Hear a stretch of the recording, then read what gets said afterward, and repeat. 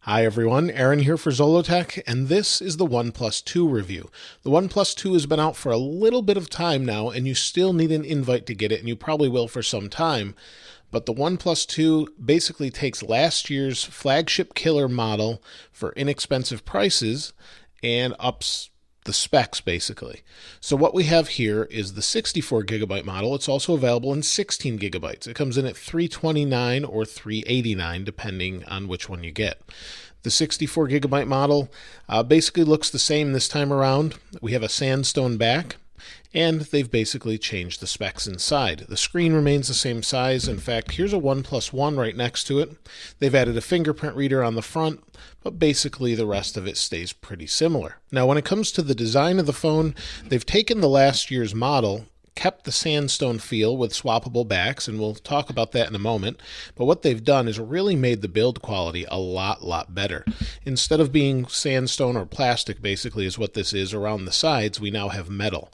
And so on this side, you can see there's a power sleep wake button, a volume rocker, and these buttons are not mushy like last year's model. They're nice and clicky buttons, and they work really well and feel very solid. On the top, we have a microphone, 3.5 millimeter headphone jack. On this side, we have a notification switch, something other phones definitely should add. So we can change this. If I turn this on and I slide this switch all the way up, it says alarms only. Slide it down, priority interruptions only, and all notifications. So it's a really nice addition to Android phones, and many others should consider a similar thing. On the bottom, we have a USB Type-C port, and speaker and microphone. So this is a really nice layout, somewhat controversial with the USB-C. I really like it because it's the future and where everything is headed. It's just not quite there yet, but you can get the cables from them for about $10. So it's really nice and works really well and feels solid. On the back, we just have our camera. We have a laser focusing system that checks for distance, and then dual LED flash. As for the swappable backs, they've actually got 4 this time around. Before, they just had bamboo. They also had the white back and the sandstone back. Now we have black apricot, bamboo, rosewood, and Kevlar. So let's pop this back off. We can do that, just grab under here and pull.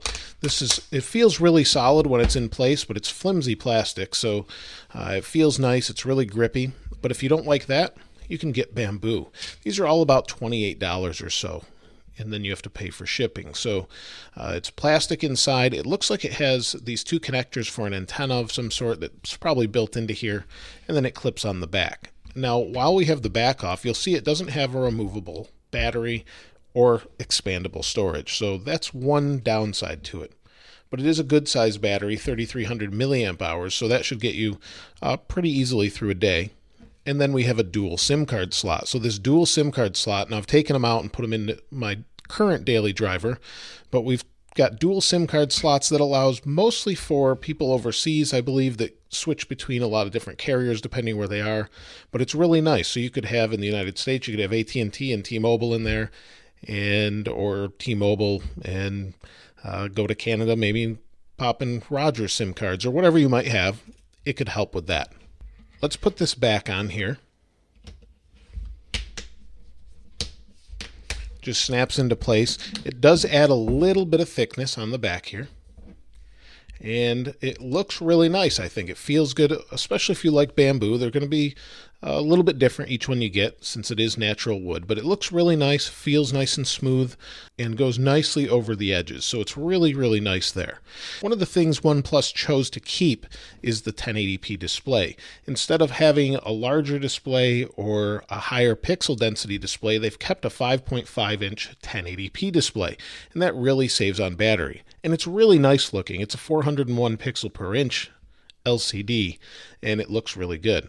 So let's go ahead and unlock it using the fingerprint sensor. And the fingerprint sensor is really hit or miss. The idea is if you turn it on, go to unlock it, put your finger on it, it will actually unlock. So it is locked, and it works really well sometimes. So you see it worked really quickly there, but some people have recently reported, and I have to say that I have the same issue, is this home button doesn't work so great, especially when you're holding it tighter. You hit it, and sometimes it's hit or miss. It's responsive, and then it's not responsive, and then it's responsive, and then it's not responsive, and then it's responsive. It's working fine now, but I found in the 6 days that I used it as my daily driver that it was really hit or miss, and the software buttons probably would be better for most. You can customize it and have buttons up here, or you can use this as a home button and just use this as the fingerprint reader. Just depends what you want, and it's fully customizable. The back and forward button, or back and app button there, works fine, but when it comes to this button, it's really hit or miss. Unless you're holding the phone like I am right now, then it works really, really well. Oxygen OS is OnePlus's version of Android that they basically do very little to, but add a couple custom features. So you can see it's 2.0.1 on top of Android 5.1.1. So let's go back home. Let's turn it off, and you'll see it has a couple features. So if I do a V, this is similar to the OnePlus. It will turn on the flashlight. Do a V again, it shuts off. If I do a circle, it will turn on the camera. Go back home. If I double tap the home screen, it will turn on. That's a great feature I wish all phones would include. If I go into the phone and go to customization, we also have a dark mode where we can change the theme. We can also change the accent colors to the theme, so that's pretty nice. You have that ability as well. So if I want the accent color to be orange, I can hit orange, and everything changes to orange in the dark mode. So you've got that option as well. If you go to buttons, you actually have on-screen navigation bar. So like I said before, it might work better if the home button's not working for you. We also can swap the buttons, so back and apps that are running. So I actually swapped those. Turn on backlight for capacitive keys, which are those keys, which I like. And we also have long press actions, so we can do the search assistant and all of these different custom actions within this OS. We can also double tap, create a double tap action, long press action. It's pretty customizable, but not so much so that it intrudes on stock Android. I can also customize the notification drawer. If I hit this little icon here, it allows me to move things around. So maybe I want this over here, want Bluetooth up here, whatever we want, we hit save, and it goes back. The cameras on this phone are really pretty good. We have a 5 megapixel forward-facing camera, and we have a 13 megapixel camera on the back. The camera is really good. Last year's camera was very good. This one is probably a little bit better, but I wouldn't say it's phenomenally better. They're both pretty good, though. So let's turn this on. We can go quickly into the camera, and here you can see the camera itself. Let me put the back behind it so we have something to kind of look at here. So we're in the video camera. Let's change this. We can change resolutions to 4K or 720p or whatever we want. We can go get some higher frame rates at 720p or use Ultra HD there. Let's go here. We can switch to the forward-facing camera, and you can see the camera I'm recording with right there. We can swipe in from this side and switch to the photo camera, and let's take a picture right here. It's pretty fast, takes pretty nice pictures, and you can see it's pretty clear. It's a really nice picture, and I think for most people, unless they're crazy photographers, this is going to be a great camera. I've taken some really good pictures with this. Haven't been anywhere that's terribly exciting to take some really great pictures, but it's a really great camera and will be more than sufficient for most people. Let's talk about the internals a little bit. That's one thing they bumped with this version. We now have a 64-bit Qualcomm Snapdragon 810 processor. That means it's a 1.8 gigahertz octa-core CPU. So we have 8 processors. We also have an Adreno 430 GPU, 4 gigabytes of RAM, and we also have 64 gigabytes of internal storage in this particular variant. So it's incredibly fast specs. Now I have to say, when I first started using this, and like I said, I used it for 6 days straight. The first couple days I found it incredibly laggy. Actually, the first day it was really laggy. I was moving around. It just didn't feel as fast as it should be. And one thing, if you saw my unboxing and first setup video, is it asked me for the language to be Chinese to begin with. Now, I don't know what kind of issue there might have been there. I don't know what I might have set up weird, but it didn't recognize some things when I was first setting it up. So what I did is I actually fully wiped the phone, did a full factory reset, and then restarted from scratch, and it was much faster. Now, it wasn't great. It's not Galaxy Note 5 great, and it still isn't. It's not slower really too much, but it's a little choppy. It just doesn't feel fast in places, and I don't know if that's screen responsiveness or what, but sometimes I just felt like it was it was way more laggy than I would have expected. Using something like the Moto G and getting very little lag, I found this occasionally to lag in weird places, and I don't know if that's the type of processor that's in there or not. And a lot of people complain about that processor getting really hot, and I do have to say that this bar right here, being that it's metal, actually gets pretty warm. After a few days of using this, an update actually came out from OnePlus for this. I didn't get it, so then I decided to flash it on my own. And that actually improved screen response, fingerprint sensitivity, it seemed to anyway, and helped with battery life as well. While we're on the topic of the processor and it kind of hanging up a little bit, let me show you some of the specs though. I did some Geekbench tests, and you can see this device got 4541 on this particular test. There's the Galaxy S5, the Kindle Fire, Galaxy Note 10. Swipe over here. Here's the Geekbench scores for single and multi-core. So pretty good, obviously. Let's swipe left. We've got Antutu benchmarks. So again, 49,715. There's the OnePlus One. So it gives you an idea of actual speed difference. Not hugely faster. In fact, I actually used the OnePlus One at times next to it, and it felt faster and snappier in certain locations. So I'm not sure why that is, but here you can see the actual score itself. So it's pretty good. You really can't complain benchmark-wise whatsoever. Now, the battery inside is a 3300 milliamp hour battery. It doesn't support fast charging, and it's actually pretty large, but it takes a couple hours to charge.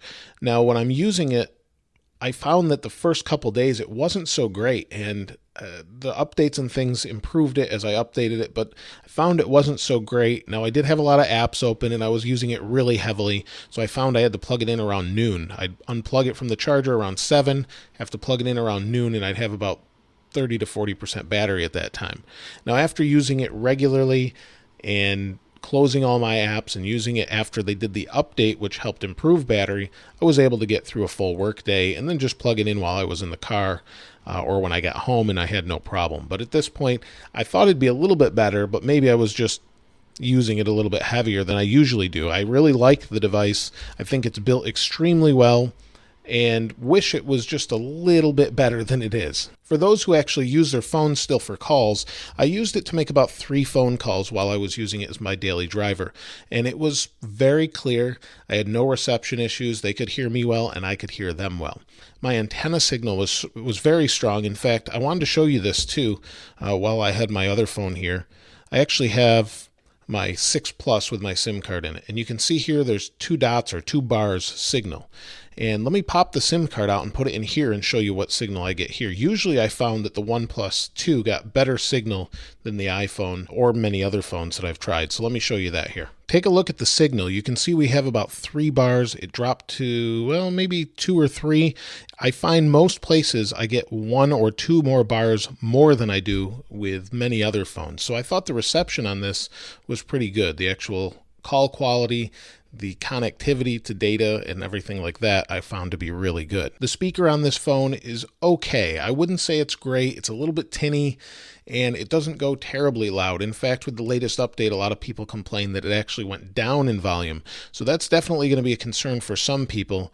I think it's clear enough for most, but I think if you compared it to something like a Note 5, for example, the Note 5 goes much louder than this phone.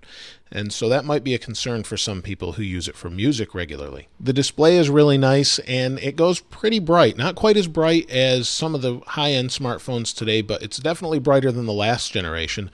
And let me show you. Right now it's about halfway down, and it's also on auto brightness. So if I go into display and turn it off, and turn it all the way up like it is now, kind of blows out the camera here. It's a little too bright for the camera, and in sunlight, if you're in a really bright and sunny state or part of the world, this might be not bright enough for you, but it's definitely better than last generation. So if you had one of those to compare, that would definitely help. I think the real question at this point is, should you buy this phone for about $400 after tax and shipping, or should you hold out for something else and go for maybe even last year's OnePlus One?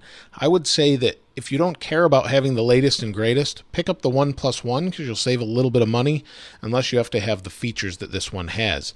I think it's a great phone, but I don't think it's really the next flagship killer. And also one thing I forgot to mention is it's lacking NFC. So those of you that use NFC for either payments, to set up automatic things, even when setting up this phone to use tap and go, I couldn't do it because it just didn't have it built in. So that's kind of unfortunate, and I really wish they would have just spent the extra probably 10 cents or whatever it cost to put a little coil in there for NFC. I wish they would have put that in there. It would have been worth the extra $10 or whatever they needed to charge for it. It's definitely something that it could use and a flagship should have. If you have any comments or questions, please let me know in the comments below. As always, thanks for watching. This is Aaron. I'll see you next time.